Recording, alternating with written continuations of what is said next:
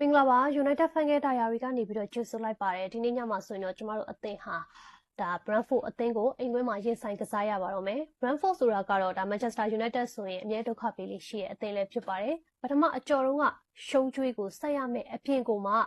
အဆင့်3နေရာကိုခြေကုပ်ရယူဖို့အတွက်တိတ်ကိုလိုအပ်ပါတယ်Brentford အသင်းရဲ့ခြေစွမ်းကမာကျောပါတယ်ဒါပေမဲ့လက်ရှိ United ဟာပုံမှန်ခြေစွမ်းကိုပြန်လည်ရရှိနေတဲ့အသင်းမှာ United အနေနဲ့ပေါ့နော်ဒါကျမတို့နောက်ဆုံး20ပွဲဆက်တိုက်စစ်ကဂိုးရထားတာဖြစ်ပြီးတော့ဒါစာရေးလက်ခေတ်လုံးမှာ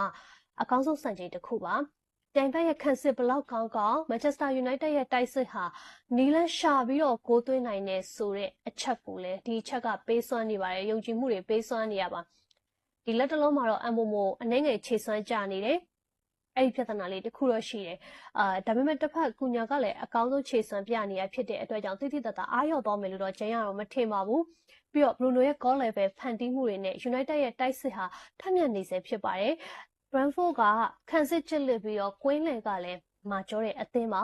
တံပြတိုက်စစ်လည်းကောင်းတယ်ဒါကြောင့် United အနေနဲ့ဘောလုံးကိုပိုင်နိုင်အောင်ကိုင်နိုင်စွမ်းရှိပြီးတော့တိုက်စစ်ဆင်ဖို့လည်းအဓိကလိုအပ်ပါတယ်ဒါကြောင့်ကိုဗီမီနူဟာဒီနေ့ပွဲမှာအဓိကနေရာကနေပါဝင်သွားမယ် Littman ဖြစ်သွားမယ်လို့ထင်ပါတယ်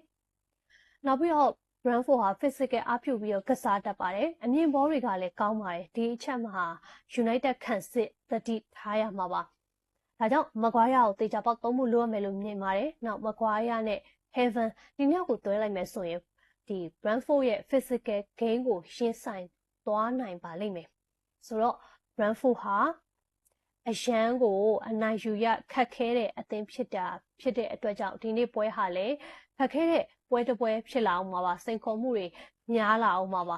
ဒါပေမဲ့ Bruno လိုမျိုး game changer တွေပါဝင်နေခြင်းဟာကျမတို့ Manchester United အတွက်ပေါ့နော်အားသာချက်တွေဖြစ်နေပြီးတော့ခလေးလေးကစားတတ်တဲ့ Brentford အသင်းအတွက်ကုညာလိုမျိုးကစားသမားကကျင်းသေးပါဒုက္ခပေးနိုင်အောင်ပါပါခံမရလက်အနေနဲ့2-1သို့မဟုတ်2-0လောက်ထိသွားလိမ့်မယ်ဆိုပြီးတော့မြင်မိပါတယ်ရှင်